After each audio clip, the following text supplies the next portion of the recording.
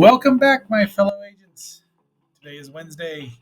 That is media, merch, and I don't know, think of another M, but that's the day we do it.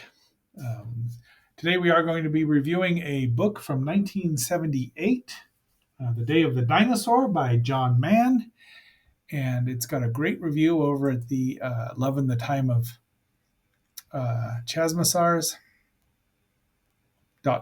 which is a blog spot. It's just really a fun blog. So go look it up if you want to. Find out even more about this than what I'm going to tell you, which isn't going to be a huge amount. And before we get too much further into it, though, please like, share, subscribe, leave a comment, and let me know what you think about this book. Do you like dinosaur books? Do you like older dinosaur books? This is a very interesting dinosaur book. So we'll get into that. But let's leave me a comment, and if you want to, watch a little longer than usual. We've got some great pictures in here, just mostly showing the artwork because, that's just the easiest thing to do. So, are you ready? Let's open up a book and dig in.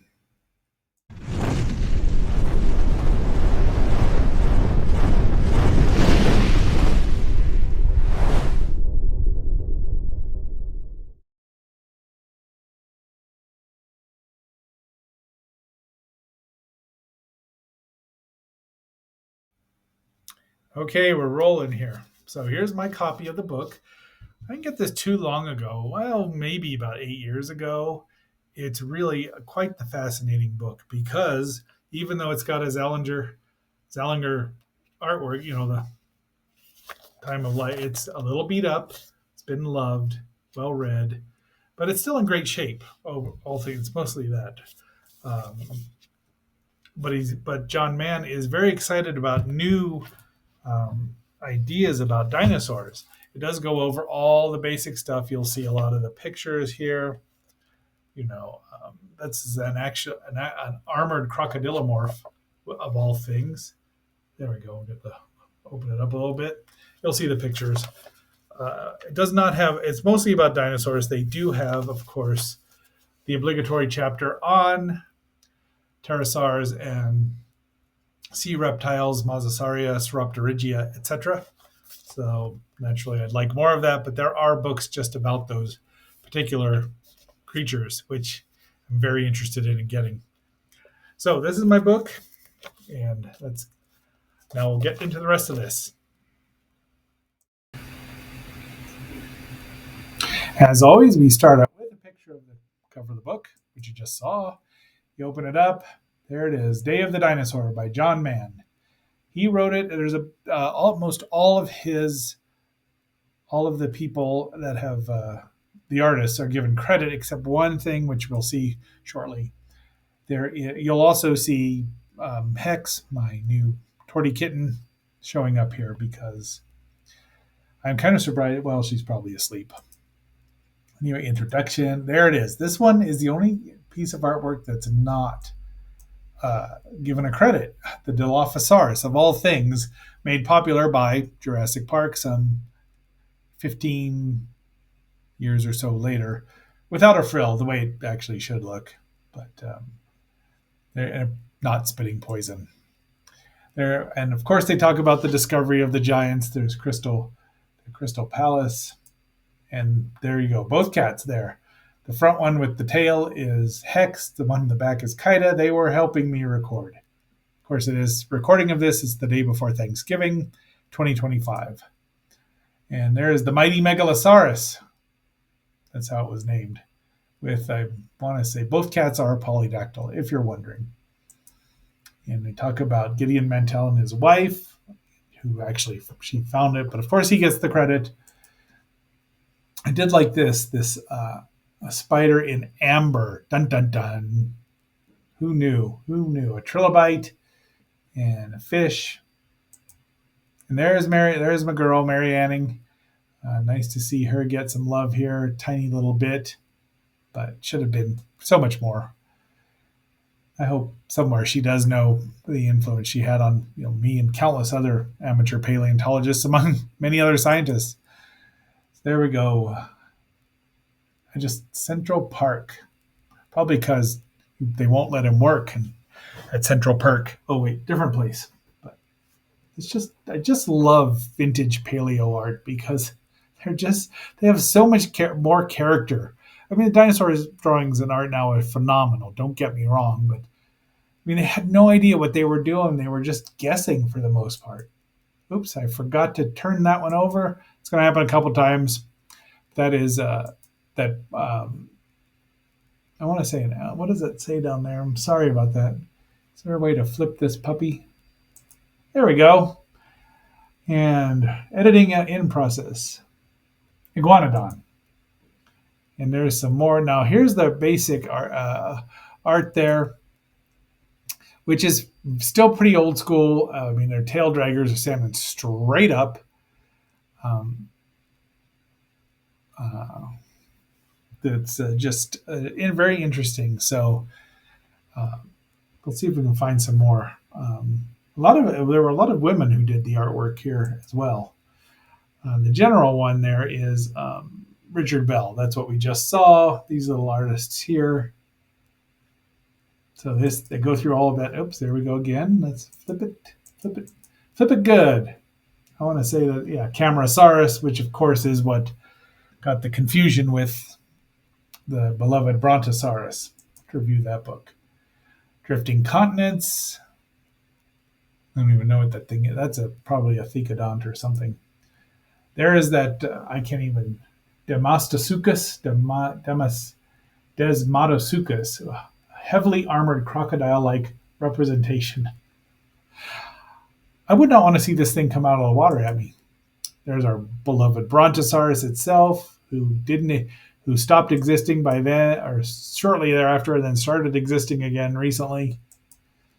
And here is one of my favorite lizards because it looks kind of like a plesiosaur, right? And oops, that's where. There we go. There's our beloved Allosaurus fragilis. Its toes. Look at that. Chicken feet right there. Tell me birds aren't dinosaurs. You can't. If you are, you're a lion. Brachiosaurus.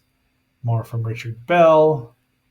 And look at that. Right out of, that's not a Brachiosaurus. That's a Diplodocus, however you want to say it. Dippy. Look at them standing up.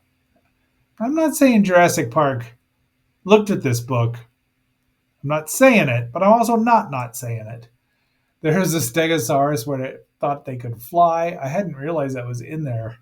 I don't know what they were thinking.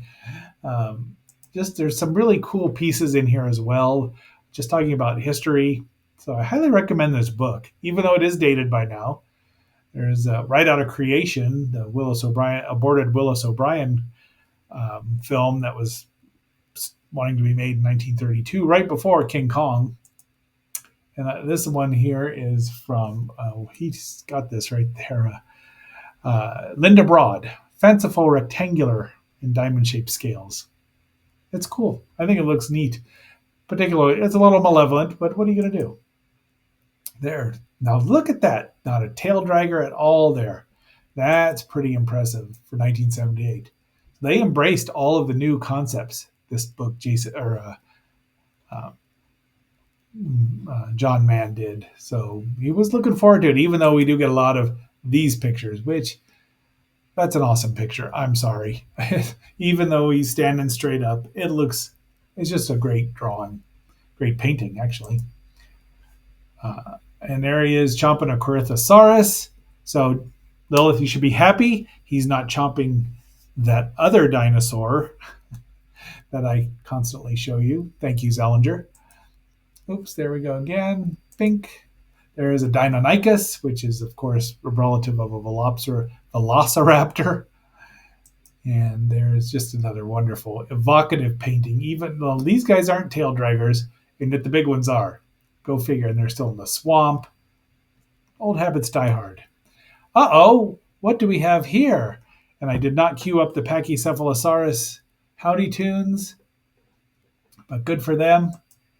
And there they are. And guess what they're doing? But I can. Pachycephalosaurus charge!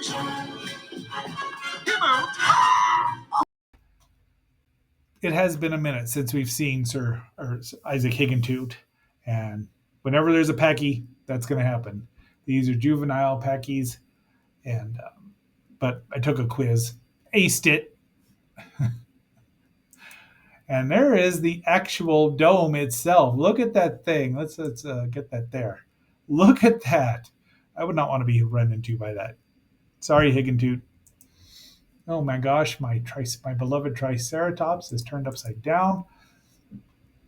Okay, I mean, I love this drawing too, this painting. And there's another Richard Bell, where obviously this T Rex is about to meet its end if it's going to get charged by. I mean, there's no way that three of them are. It's going to survive two, let alone three adult Triceratops. Sorry, I love my T Rex, but let's be real here.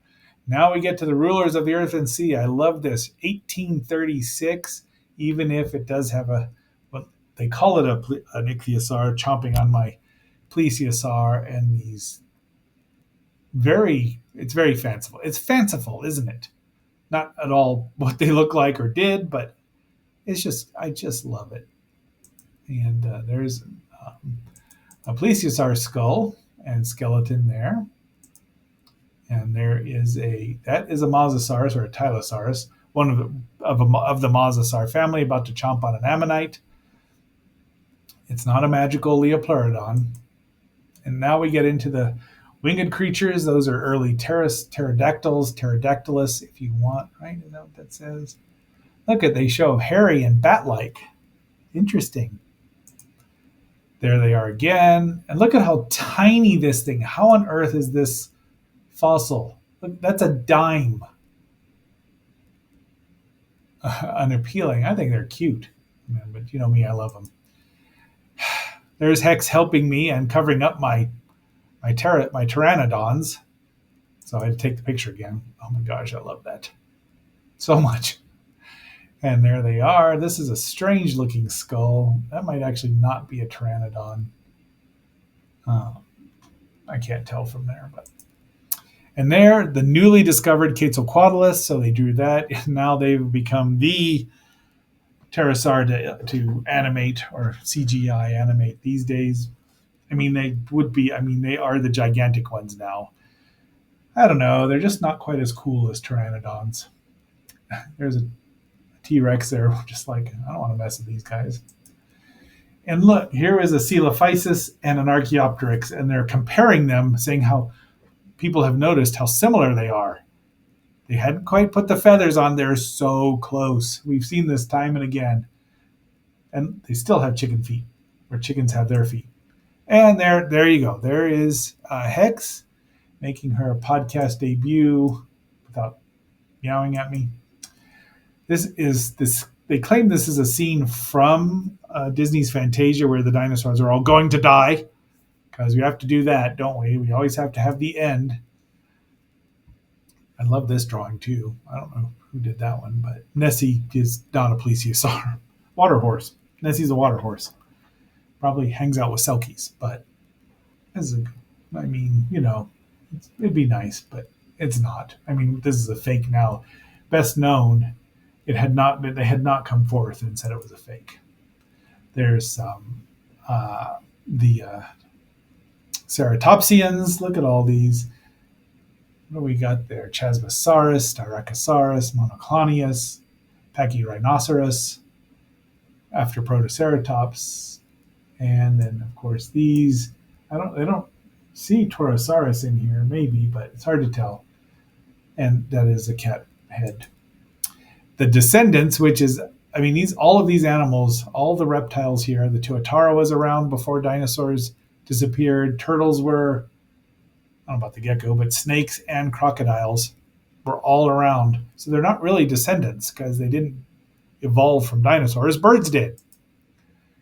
Now we got the Mokalemembe and some Triceratops, Belgian combo, and other things here where people keep saying they've seen, sauropods, ceratopsians, pterosaurs, Edmontosaurus, and you can look it up online.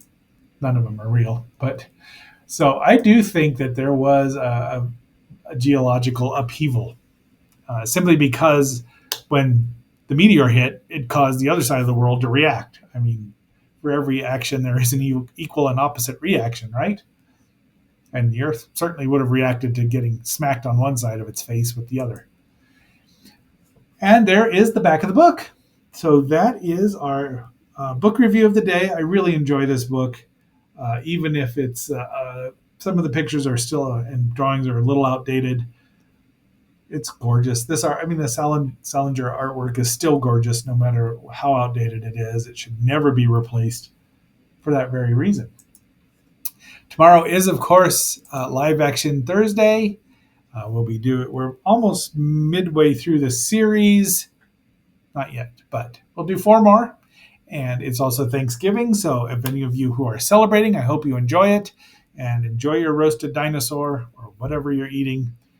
And just be thankful that we can watch these fun things, read these fun things, and for everything else around you. Yeah, I can be a little sentimental here and there, but not very often, so don't hold me to it. But having said all that, until our next assignment, this is X7, signing off and phasing out.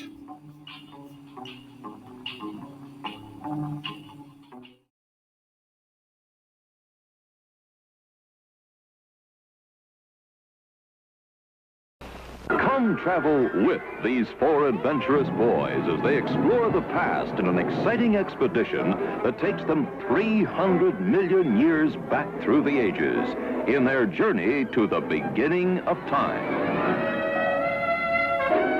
An extraordinary recreation of history, acclaimed by Dr. Edwin H. Colbert of the American Museum of Natural History as absolutely authentic.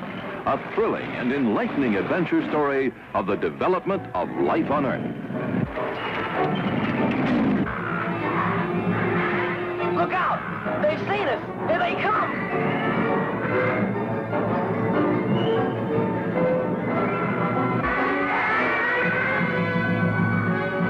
Watch out!